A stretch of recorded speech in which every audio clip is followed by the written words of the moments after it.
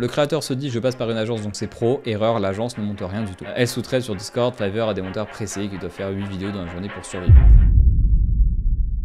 Ok, je voulais faire cette petite vidéo pour parler un peu des agences de montage vidéo, le business model des agences de montage vidéo comme l'explique Stain, monteur vidéo, motion designer. D'ailleurs, si tu passes par là, Stain, sois le bienvenu.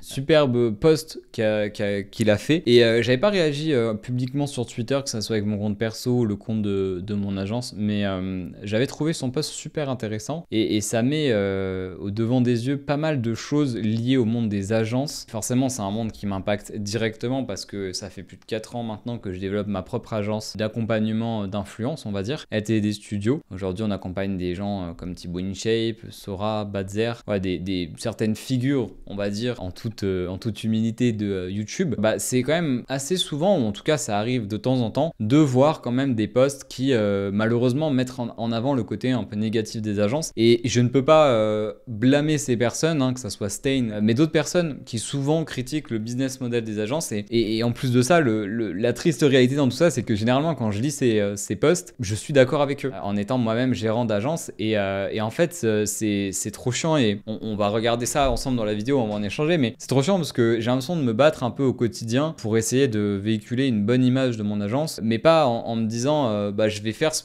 que je fais au quotidien par pur plaisir et partager ça, et puis les gens prendront pas. Mais je me dis, il faut que je redouble d'efforts pour me mettre en avant que voilà, on essaie de faire les choses bien, parce que derrière, t'en as qui nous mettent des bâtons dans les roues. Et c'est dommage parce qu'on devrait être, enfin, dans mon monde idéal, dans mon monde de bisounours, je me dis, on devrait être dans un truc où bah, c'est un business comme un autre et c'est perçu globalement bien, même si forcément il y aura toujours des avis négatifs sur plein de choses. Mais je trouve quand même que c'est un peu comme le monde des formations où par défaut, quand tu t'entends une formation, tu te dis ah, ça va être un scam. Ou en tout cas, je pense que quand tu vois une formation, l'une des premières choses que tu te dis, c'est est-ce que c'est pas un scam, tu vois. Et du coup, tu vas faire l'effort de regarder est-ce que selon toi c'est un scam ou pas. Mais je me dis, mais c'est trop dommage d'avoir cette première appréciation. Au contraire, on devrait se dire ok, sympa, je vais voir ce que c'est, et potentiellement par la suite, tu vas dire ça sent bizarre, tu vois. Mais dès le départ, se dire putain, c'est potentiellement un scam, c'est que quand même, il y a une réflexion et il y a quelque chose dans la structure de ce type de business, hein, les agences, les formations, il y a même plein de trucs, qui fait que malheureusement, ça a une mauvaise image et que tu as ce sentiment-là par défaut. Mais on va voir en lisant le post de Stain. Donc, le business model des agences de montage vidéo est l'un des pires qui existent et c'est précisément ce qui flingue la qualité du contenu sur Internet. Bon, pour le moment, il fait juste une introduction, mais je suis quand même malheureusement un peu d'accord avec lui. En tout cas, il rentre dans le détail juste après. Le problème commence ici. Ces agences ne sont pas construites par des monteurs. Elles sont construites par des entrepreneurs qui n'ont jamais ouvert Premiere Pro de leur vie. Leur objectif, optimiser la marge et pas optimiser la timeline. Là-dessus, pareil, je suis 100% d'accord avec Stain. Je suis moi-même monteur vidéo. Alors, j'ai malheureusement jamais la motivation, on va dire, de me lancer officiellement en freelance, mais j'ai fait du montage vidéo pendant 8, presque 10 ans de ma vie. J'ai cette connaissance du montage vidéo. Aujourd'hui, je suis dépassé par tous les monteurs avec qui je travaille, mais j'ai quand même cette connaissance de base, tout le lexique, toutes les choses qu'il faut savoir, et c'est sûr que aujourd'hui, je me verrai pas me dire ok, je vais monter une agence sans être monteur vidéo, ou même demain, je me verrai pas me dire je vais monter une autre agence, mais dans un autre secteur que je connais pas. J'ai l'expérience d'une agence, c'est bon, c'est tranquille. Non, pour moi, il faut avoir un minimum de connaissances pour monter une agence, même pour monter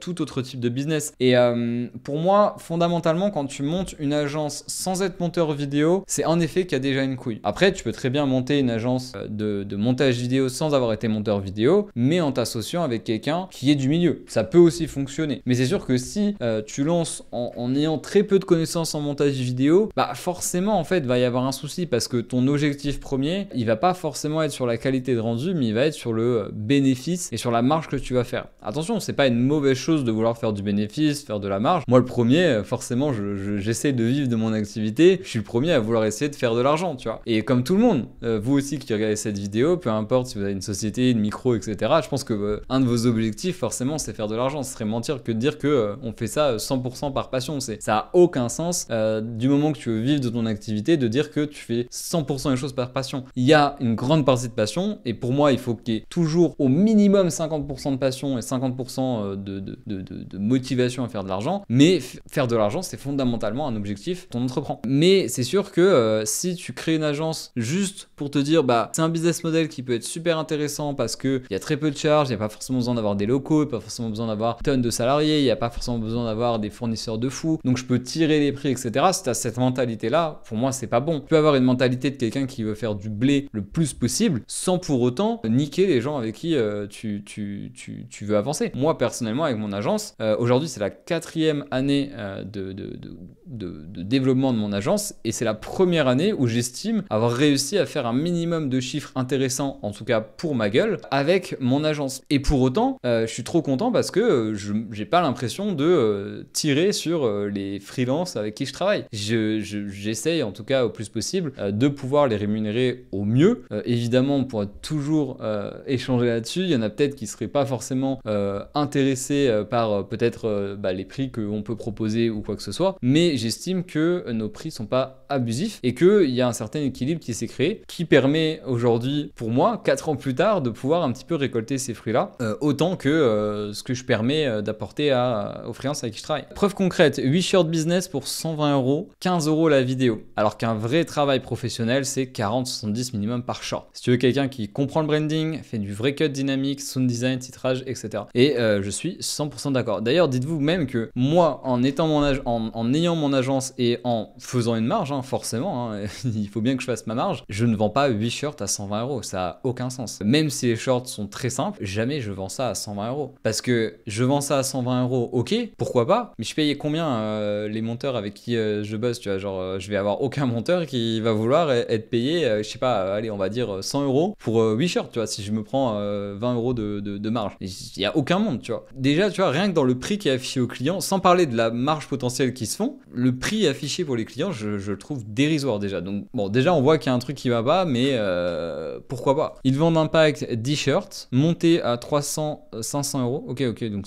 ok, bah, j'avais peut-être mal compris. Ok, c'était les 120 pour 8 shirts business, donc ça c'était le prix pour les monteurs, je pense. Je pense que ça doit être ça. My bad. Donc le schéma est simple, ils te vendent un pack 10 shirts monté à 300-500 €, ils payent un monteur 15 € la vidéo, ils gardent la différence et ils prient pour que ça passe, spoiler, ça ne passe pas. Et c'est normal, quel monteur va accepter d'être payé 120 € pour 8 shirts business? Ça n'a aucun sens. Mais là du coup, oui, 300-500 €, ça me paraît déjà un peu plus logique en termes de prix affiché au client, en tout cas je veux dire, pour 8 shirts. Par contre la marge, c'est vrai que, un peu abusif quoi. Tu sous-payes, le monteur bâcle, le client reçoit du contenu fade, générique, mal rythmé, mais le pire, tout le monde pense que les monteurs ne sont pas bons, alors que le problème c'est le modèle économique. Et ça c'est un truc que je revois énormément sur du coup des modèles d'agences qui font de la merde et qui, de toute façon généralement, on va pas se mentir, peut vous rassurer quand même sur quelque chose, c'est qu'avec les 4 ans, même plus, que j'ai dans les pattes avec mon agence, généralement ça tient pas non plus trop la route ce genre de business model, parce que c'est bien beau de vouloir baiser les monteurs, vouloir baiser les freelances avec qui vous travaillez. Moi je suis bien placé pour savoir que si demain j'ai envie de niquer les monteurs avec qui je bosse, avec la connaissance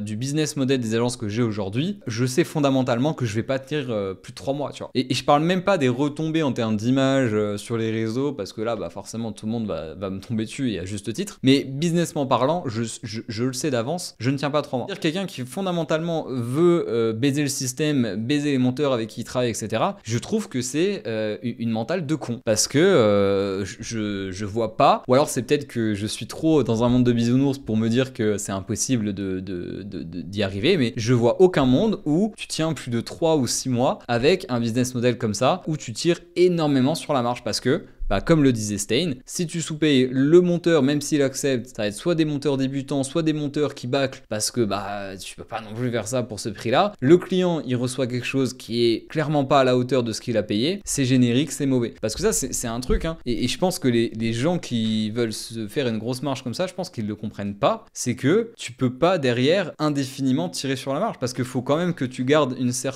quelque chose d'un minimum réaliste entre la valeur de ce que tu vends en tant que client et la valeur reçue. Tu peux pas vendre, comme c'est le cas là, 10 shirts à 500 € et que le client il reçoive des bouses qui valent 120. Attention, je minimise pas le pauvre monteur qui accepte des missions comme ça, mais fatalement c'est ça en fait. Le monteur qui acceptera de faire ce nombre de shorts pour 120 €, encore une fois, comme je l'ai dit, c'est soit un monteur qui va débuter, soit un monteur qui est peut-être pas débutant, mais qui va accepter, mais pas pour les bonnes raisons de travail et qui va potentiellement le bâcler. Et du coup, forcément, le client derrière, il y a des clients qui vont se dire, frérot, frérot, je peux pas te payer 500 balles pour que tu me livres de la merde comme ça. Donc c'est aussi pour ça que pour moi, celui qui veut faire un business model d'agence et se dire je veux en tirer la plus grosse marge possible, c'est pas viable. Le créateur se dit je passe par une agence donc c'est pro, erreur, l'agence ne monte rien du tout. Elle sous-traite sur Discord, Fiverr à des monteurs pressés qui doivent faire 8 vidéos dans la journée pour survivre. Et d'ailleurs ce mot-là est plein de sens, survivre. C'est vraiment le mot quoi. Ils vivent pas de leur activité, ils survivent de leur activité. Ça c'est horrible. Moi demain je préfère largement qu'un monteur me dise écoute, je suis pas forcément aligné avec les prix que vous proposez donc juste viens on travaille pas ensemble, plutôt que d'avoir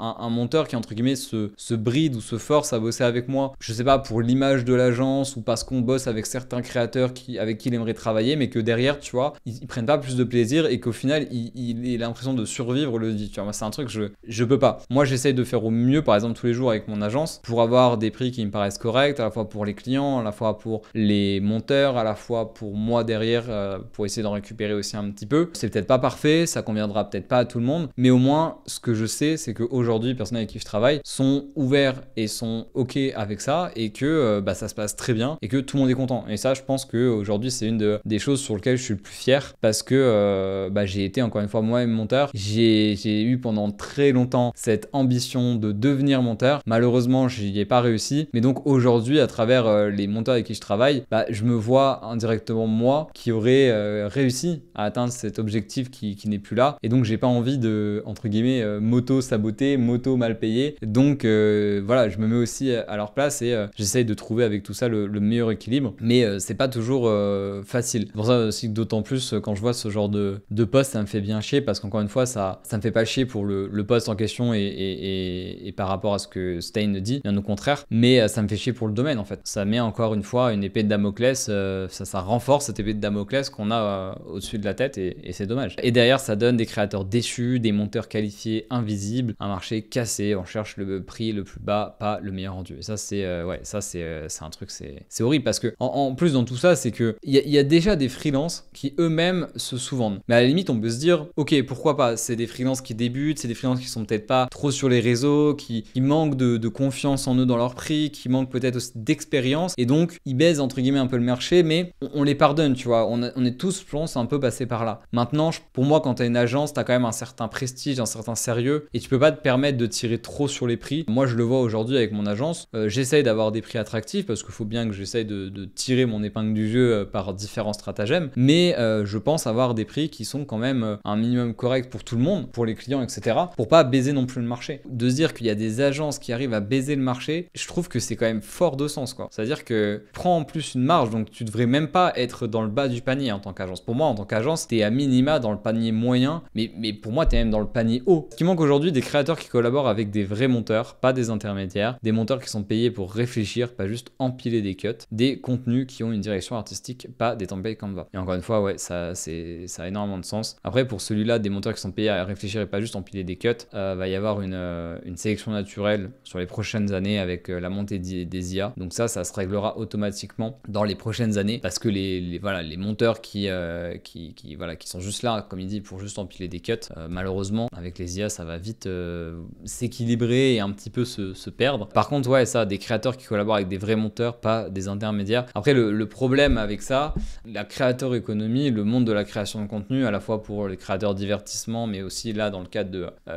l'agence qui mettait en avant dans le monde de l'entrepreneuriat, en fait il y a de plus en plus de gens qui créent du contenu. Et donc forcément il y a de plus en plus de gens qui cherchent à se staffer, qui cherchent à gagner du temps. Et aujourd'hui, bosser avec un monteur en direct, ça devient de plus en plus compliqué et de plus en plus contraignant pour des créateurs qui évoluent. Attention, je dis pas que tout le monde le fait plus et que tout le monde vise à ne plus le faire, mais il faut quand même garder en tête que par exemple aujourd'hui un créateur qui a besoin d'avoir peut-être du montage sur une vidéo par semaine sur sa chaîne principale et aussi en parallèle sur sa chaîne secondaire et aussi en parallèle un petit peu sur ses contenus verticaux etc, il aurait besoin techniquement de 3 voire 4 monteurs entre guillemets temps plein, ou en tout cas qui vont tourner sur les contenus pour pouvoir produire tout ça. Sauf que si tu passes avec des freelances, forcément c'est à toi de gérer l'intendance avec ces 4 freelances. Et si demain il y en a un qui part en vacances, et si demain il y en a un qui veut arrêter de travailler avec toi, c'est à toi d'en recruter un, etc. Et donc tout ça, ça prend du temps. Et donc forcément, les agences vont quand même être vouées, je pense, à se développer un peu plus. Et moi, je pense que c'est une bonne chose. Mais par contre, là où je rejoins Stein, c'est qu'il faut que ça soit bien fait. Parce que tu peux pas d'un côté proposer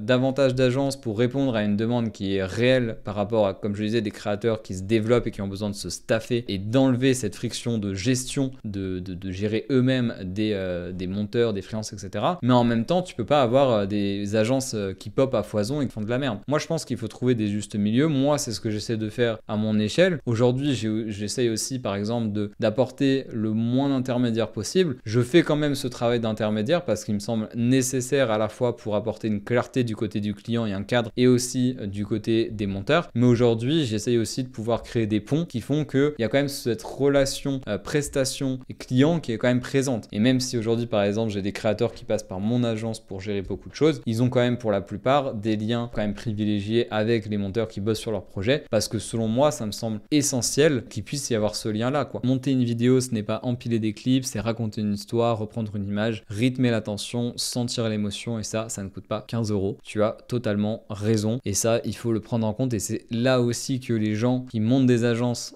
sans avoir un minimum de connaissances en montage vidéo sont complètement perdus, parce que je pense qu'ils se disent, comme beaucoup de personnes qui regardent des vidéos YouTube, et ça se comprend, ils disent: ah oui, mais cette vidéo là, oui, ça doit être assez rapide, c'est un petit peu de dérush, il y a un petit peu d'effet, il y a des petits zooms, etc. Alors que les gars, la réalité des choses, c'est que des fois il y a des vidéos, ça prend énormément de temps au dérush, ça prend énormément de temps au sound design, au motion design, etc. Et d'autant plus quand les vidéos elles sont ultra bien montées, c'est justement là que tu te rends le moins compte du montage, tellement le montage est bien fait. Et donc quelqu'un qui n'a jamais fait de montage vidéo et veut entreprendre avec un business d'agence, forcément il n'a pas cette vision de tout ça. Raison de plus pour dire que, encore une fois, c'est totalement bullshit. Mais voilà, du coup, pour terminer, tant qu'on laissera des business plans remplacer des monteurs dans le process, le contenu stagnera. Le futur appartient aux artisans haut de gamme, pas aux agences boîte mail plus Google Drive. Là-dessus, voilà, moi de mon côté, je nuancerai un petit peu parce que la conclusion de Stein, elle est quand même assez catégorique. Je pense qu'il a aussi écrit ce post-là entre guillemets sur un ras-le-bol suite notamment à cet échange-là, et je comprends totalement. Mais voilà, moi je nuancerai quand même un petit peu parce que, encore une fois, ça conclura aussi toute cette vidéo, c'est que pour moi, le business model des agences, pour reprendre ce que disait Stein au tout début, est l'un des pires qui existent. Moi, je suis pas du tout d'accord avec ça. Si on parle vraiment du business model en tant que tel, pour moi, il est pas horrible. Et d'ailleurs, ça c'est vérifiable et c'est approuvé par plein de choses, parce que le business model d'agence, il existe depuis des décennies, il existe depuis très longtemps sur plein d'autres secteurs que le montage vidéo. Donc pour moi, c'est pas le business model des agences, mais en effet peut-être le business model des agences de montage vidéo. Comme on a dit dans toute cette vidéo, et en soi Stein l'a dit aussi, c'est que ça va aussi beaucoup dépendre de la personne ou les personnes qui vont réfléchir à ce business model là, et les raisons aussi de pourquoi tu le fais. Est-ce que tu le fais juste pour marger, et dans ce cas je pense que c'est pas le bon truc à faire. Donc voilà, et on peut lire les commentaires. Il y a le seul commentaire, c'est One qui exprime, je crois, un petit peu le fait qu'il est assez d'accord avec tout ce que dit Stein, mais lui aussi contrebalance sur le fait qu'il n'y a pas que des mauvaises agences. Bon, il attaque mon agence, c'est pour ça que c'est comme ça que j'avais vu ce post là d'ailleurs, mais évidemment il y a plein d'autres agences. Alors moi je vous avoue que je suis pas très à la page de mon secteur d'activité, j'avoue que je me concentre beaucoup sur ce que je fais, et je suis pas très connaisseur de toutes les autres agences qui existent, d'autant plus que dans le monde des agences, il y en a beaucoup qui se mettent pas en avant sur les réseaux sociaux, mais en tout cas pour quand même en connaître quelques-unes que je n'ai plus forcément en tête, comme pour les formations, je pense qu'il y a malheureusement peut-être une majorité d'agences, en tout cas dans notre secteur qui est le montage vidéo, qui sont pas bonnes, qui font pas les choses pour les bonnes raisons, qui le font pas de la bonne manière, et malheureusement une minorité qui essaye de faire les choses bien. Donc voilà, c'était assez intéressant ce petit format de vidéo, j'espère que ça vous aura plu, c'était vraiment en détente, en léger. Encore une fois, bravo quand même pour ce post, Stein, si tu regardes cette vidéo, il resterait intéressant, c'était super cool, je pense de mon côté, de pouvoir un peu réagir à ça. N'hésitez pas à me dire ce que vous en pensez de tout ça dans les commentaires, quel est votre rapport avec les agences de montage vidéo. N'hésitez pas à donner votre avis, même s'il est contre le mien. C'est pas parce que j'ai mon agence que vous ne pouvez pas donner un contre-avis dans les commentaires, du moment que ça reste bienveillant, avec des arguments fondés, et voilà, un échange cool, avec grand plaisir de vous lire. Si c'est juste un commentaire, les agences c'est de la merde, on repassera, je pense que c'est pas très intéressant. Mais voilà, je serais curieux d'avoir votre avis un petit peu sur tout ça. Moi, ce que je peux vous dire en conclusion de toute cette vidéo, qu'à mon échelle, j'essaye de faire du mieux que possible avec mon agence depuis bientôt 4 ans. Je pense aussi que si j'en suis encore là au bout de 4 ans et que mon agence est encore sur pied, c'est quand même que fondamentalement ça marche quand même un minimum bien et que j'ai réussi à créer quelque chose qui plaît, quelque chose qui est correct, quelque chose qui essaie d'être bienveillant à la fois pour les clients, à la fois pour les prestataires avec qui on travaille. Évidemment, je suis pas parfait, évidemment, j'ai sans doute fait des erreurs durant ces 4 ans et j'en referai sans doute d'autres, mais ce qui est sûr, c'est que je vise au quotidien à faire du mieux que possible. Comme je dis, j'ai été un ancien monteur vidéo, donc mon objectif, c'est certes de faire de la marge, certes de réussir à vivre de cette activité en toute transparence avec vous, mais mon objectif, il est aussi de réaliser des beaux projets, de mettre bien les prestataires avec qui je bosse, de leur proposer à eux aussi, du coup, des beaux projets. Et pour ça, je peux pas me permettre